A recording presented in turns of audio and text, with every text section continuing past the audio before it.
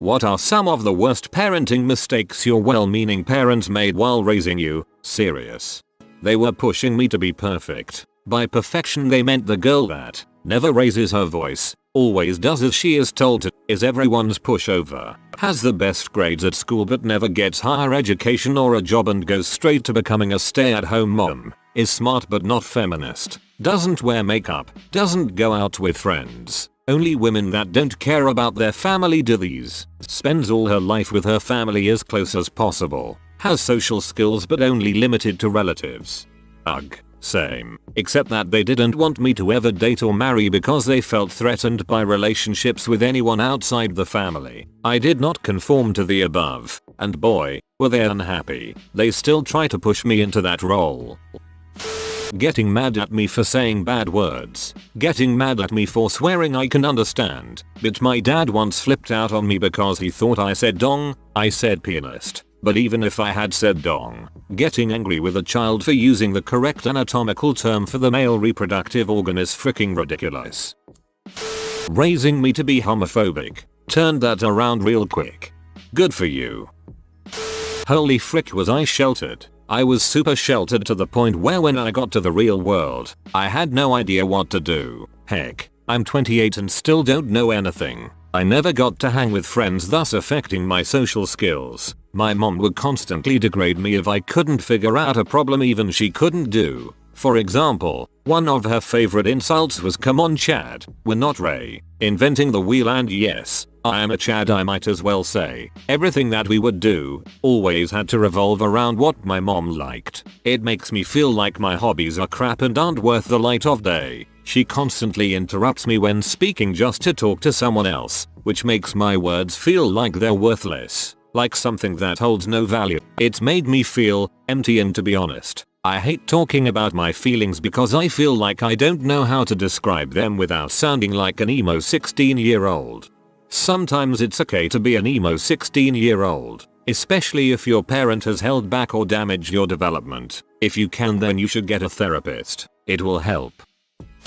On my 4-year birthday, my parents decided to baptize my brother. They had a big party with everyone from my family and stuff, and no one wished me a happy birthday. I know they didn't think about it at all, but it's something I remember very clearly. I cried myself to sleep that night. The clean plate rule and super strict diet. Now finish everything on my plate with compulsive relentlessness and have a really hard time moderating snacks. A neighbor once felt so sorry for me that she gave me a small bag of chips for my birthday. I hid under my bed and ate them. This does not lead to a healthy relationship with food. My dad used to get hit as a kid. He grew up and figured that's how you discipline kids. He had this brown broken extension cord he'd use. That thing hurt like heck on bare skin. I'm a parent of 3. I never hit them. Oh, they push you the limit where you understand it. But I just never could bring myself to do it. Never explaining their decisions and reasoning. I'm the mom. That's why. Never apologizing when they made mistakes. Showing love with material things. Teaching me to be so polite that I couldn't say no to anything or stand up for myself. Forcing me to gain weight and shaming my thin body because it looked like I wasn't raised properly. Same. My mom would shame me for having a super thin body when I was 9, but when I told her that she seemed rude, she would play it off, saying I was taking things too seriously. Now I am overweight and the nagging is not gone, except I'm cute and chubby on her good days and fat and obese on her bad days. Being too strict and not letting me make my own decisions as a teenager. My best friend has these parents. He's an adult now and still has to get permission to leave the house. It's about 50/50 if he gets it. By answering some of their bullcrap logic with "you'll find out one day." Well, I'm 38 and still waiting to find out. Being the first, I got a lot of floggings over stupid crap. My brother and sister got away with just about everything. I set the bar pretty high. Telling me I was a good writer. Then when I asked her to read things I wrote, being told that has plot holes big enough to sail an aircraft carrier through. No further detail, no help, no identification of what exactly the hole was. 5th grade writing contest. I had been writing ongoing stories in a world I had created. Was gonna write up a new bit or recycle an old one in that world. Mom decided she'd write her own story in my world with my characters and make me turn that in. I didn't make it past the first round. Gave her a story I wrote later on for her to look over. She gave it back, having rewritten it. All my complex sentences were reduced to subject verb object. The flow was gone. The tone was gone. Just choppy words left. I hate everything I write now, but everybody tells me to keep doing it because I'm good at it. As a teacher, this is horrible to read. I love children's stories. They are ridiculous, often makes insane logic jumps and have parts of absolute brilliance. This is because children don't care about judgment and simply want to express themselves in a healthy and stimulating environment, that is. Telling me their issues with each other and blatantly just talking crap about one another. Divorced. When I was 15, the company my dad had been with since the early 1980s was in a tailspin. Over the next few years, financial problems started affecting their relationship, which culminated in divorce in 2007. I was 21 and nothing damaged my relationship with them more than hearing about their other one's action statements against the other. Answering all problems with money. Sometimes a kid just needs to be upset and have a parent listen and empathize instead of approaching feeling negative emotions like a problem that needs to be fixed. My brother and I were never allowed to be upset or angry or sad without being just hounded to death about needing to just let things go and think positively. Let things go and think positively is not treating it as a problem that needs to be fixed. It's treating it as a problem that needs to be ignored. Making my sister and I clear our plates at every meal. This would have been fine if they served us child-sized portions of food, but almost every time we would be served the same amount as the adults. We both now feel very guilty about wasting food, not clearing our plates, and we've both struggled with being overweight for our entire lives. My mom used to make me make phone calls under the guise of teaching me how to talk on the phone. But she was having me call adults as a young teen about business stuff, like the electric company for example, and not giving me the information I would need to complete the task, like the account number or whatever. So I'm absolutely sure I was just annoying people who were trying to do their jobs, and my phone anxiety as an adult is almost crippling. I just have social anxiety in general, much more comfortable texting than phone or in-person chatting. Physically forcing me to eat soap. Constantly upping the bar. If I made B's, then A's became the minimum. I watched my siblings once. Oh, then I got to watch them every week. Nothing was ever good enough. I work out. Oh well, you're doing it wrong. I hated running. I try to pray and be active in my faith. I'm too into it. Really wasn't. They just didn't like anything that told them no. All of this was to supposedly push me to achieve more and be stronger, and instead I just gave up on trying, because what's the point if getting B's, which was really hard with my ADD, wasn't good enough? Why bother trying for A's? They are very closed-minded about certain topics. Suicide, mental health in teenagers, LGBTQ+ stuff etc. They are otherwise awesome parents, but it makes it difficult to talk about certain things like my personal issues. My younger brother is bi-curious. The only adult that knows is me, because my sisters would blab about it or be against it, and we don't know my parents' reaction, especially since bro is kinda young. Props to you, being that one person he's comfortable talking to. It's even worse having no one. Kudos, and good luck to him.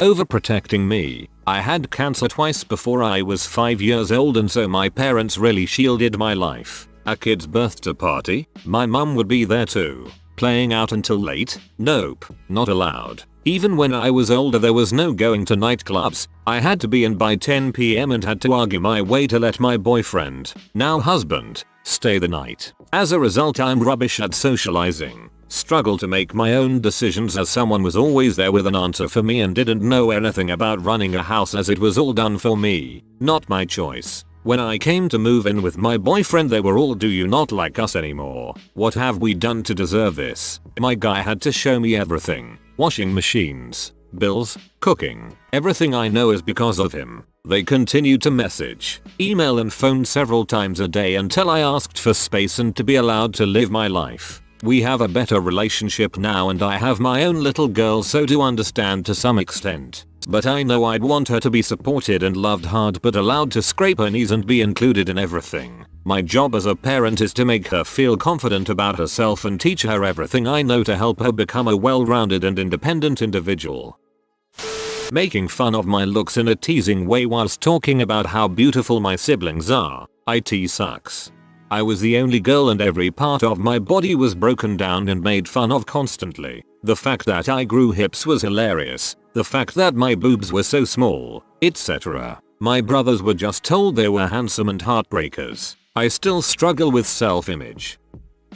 I was one of those model gorgeous kids and my parents basically made my worth about my looks. I now have an eating disorder and really low self-esteem because I was taught my accomplishments didn't matter as long as I looked pretty. To my knowledge, don't know you or what you look like. I would just like to remind you of the words of Mr. Rogers. Remember, you've made today special, just by being you. Reddit hugs, prayers and best wishes. From what I gather, since she's never been straight about it, my mother had some bad encounters with men when she was young in settings where she was supposed to have been safe. As a result, she drummed it into our heads that basically no man could be trusted except our father and that all males were potential debauchers. That's been fun. I had no male friends growing up and time spent at friends' houses who had brothers was strictly limited. To this day, I can't really relax around men and am actively trying to train myself to trust, like be friends with men and not constantly think but he might violate me with literally every man. How I got married is a miracle I have yet to explain given these feelings I had. By only applying tough love, which by my mother's definition, belittling my siblings and I thinking if she told us we were worthless and couldn't amount to crap, that we would suddenly have a fire within and work hard to prove her wrong. She just thought because that's how she's motivated because she's a very competitive person that we would take it the same too. This applies to more than just academic or career type criticizing. She also applied it to personal things like our appearances. Now all three of us just struggle with depression and anxiety and I have a hard time accepting any praise and have to learn to even be affectionate because my mother never showed or really gave any in my life.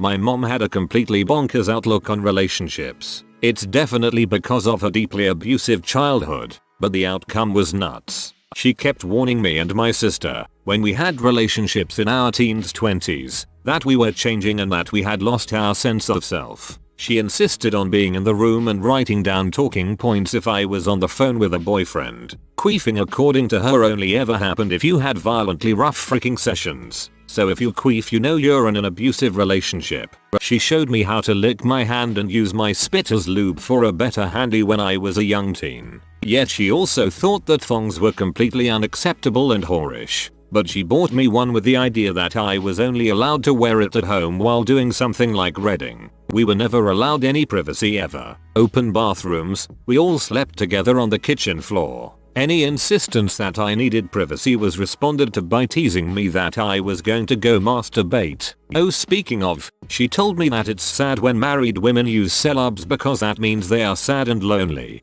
She once found her older sister's celeb and just pitied her. Also, if you use a celeb you will stop being able to orgasm without one. How do you know that, mom? The plot thickens. She told me only wear clothing more than once before laundering them. There were, sadly, a lot more tidbits like this but I don't want to get obnoxious.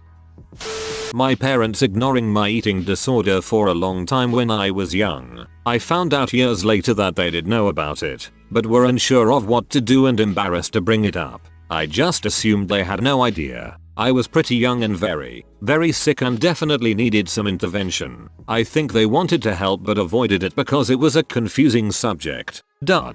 This and cutting. My mom sent me to a counselor for cutting when I was about 15 but I needed deeper help than that. 4 years later my mom noticed me losing weight and insisted she weigh me every day to make sure I wasn't losing weight. I would just put crap in my pockets to make it look like I weighed more. None of it was done with malicious intent. I just don't think she knew what to do.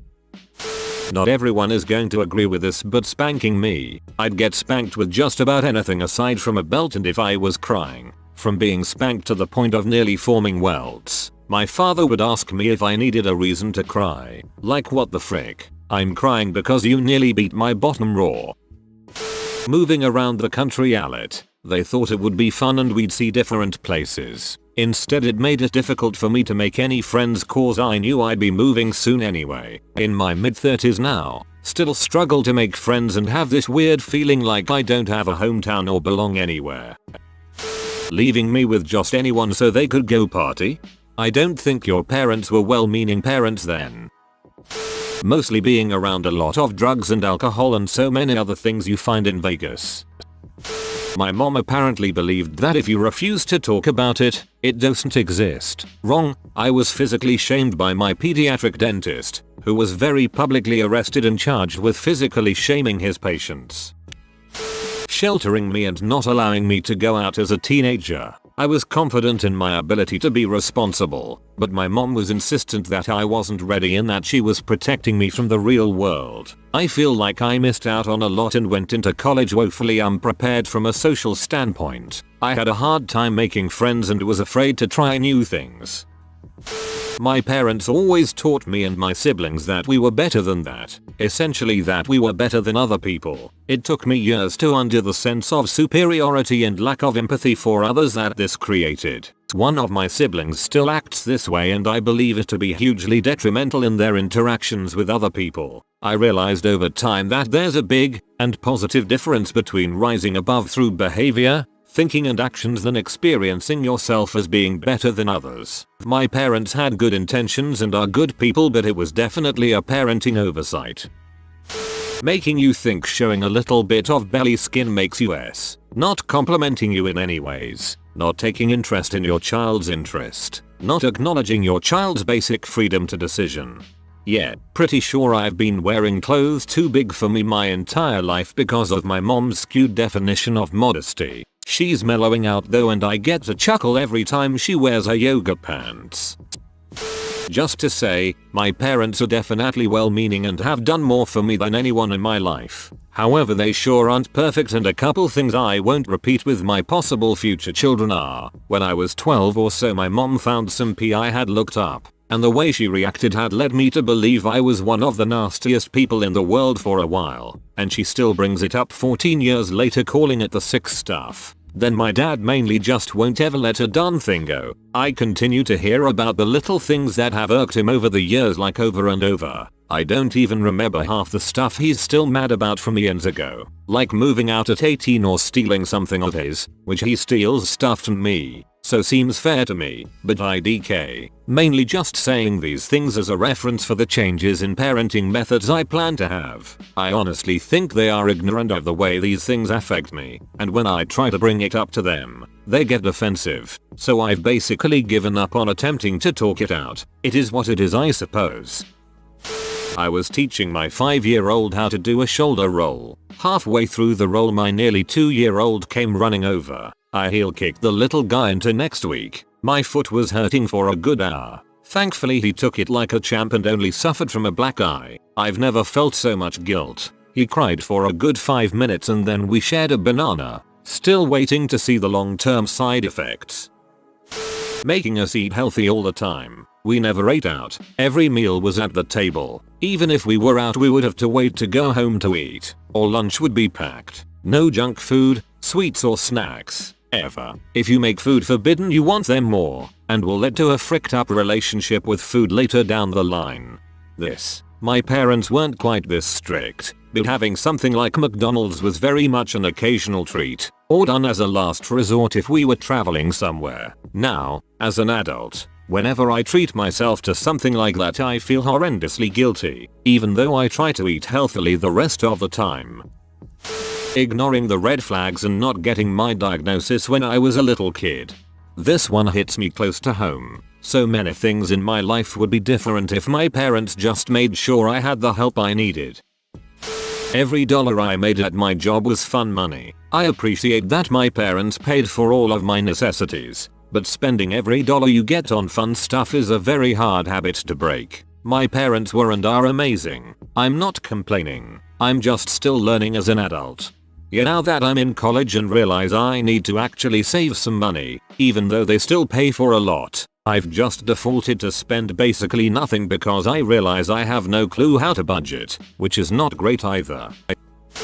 came out to my mom at the age of 17. She was the first person I ever told, and I confided in her not with the intent of telling anyone else, but because I needed to tell someone. She has a gay brother and had never spoken poorly of him, of gay people, or anything like that, so I assumed it would be okay to tell her. In hindsight, she meant well and was trying to protect me from a hateful world, but in the moment, telling me, "Don't tell any of your friends because they will all hate you for it," was not a great course of action. It made me immediately associate shame with my physical orientation.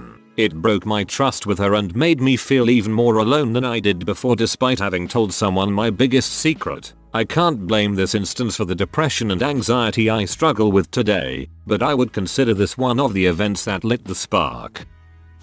They wanted to encourage us to do what we enjoyed, but by doing that it put the rest of us down. My older sister could draw really well. It was a thing. So they told me I couldn't draw as well as her. My younger sister couldn't draw or do art because it was my older sister's thing. So they told her she was amazing at dancing and cooking. That meant when I made food they told me it wasn't as good as hers, and when I danced I wasn't as good as her. Me? I was amazing at sports and helping around the house. So my siblings all couldn't be. That meant I did all the housework by myself. My little brother? Oh, he was so intellectually inclined so we all couldn't be. In the end it just fricked all of us up. I was called stupid constantly because my brother was the smart one. I am the only child so far to pass high school because I was the only one that could get over being called stupid and dumb compared to my brother on a regular basis. I got into the top 8% in my state for 3 of my subjects. My smart little brother? He is dropping out of primary school.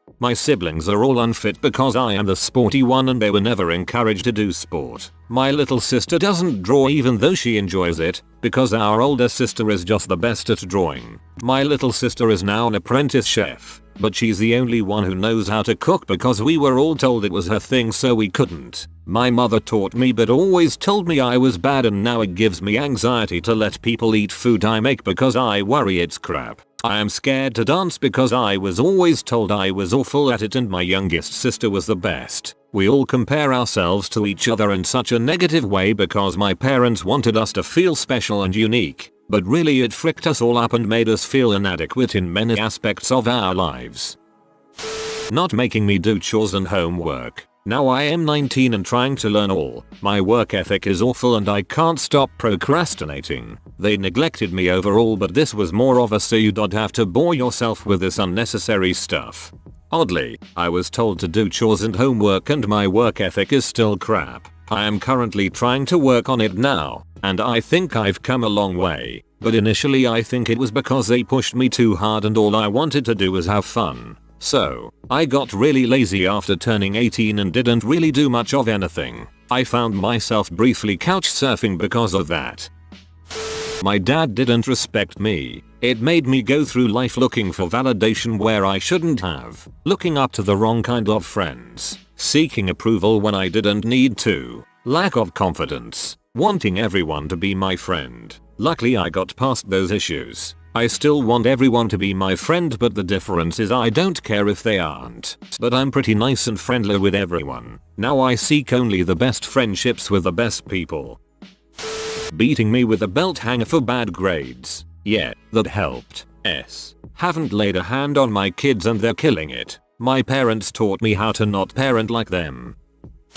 You have been visited by the Source Chihuahua. You will be blessed with good pasta, but only if you comment simmer well. Papa simmer well papa. Like and subscribe, you magnificent person.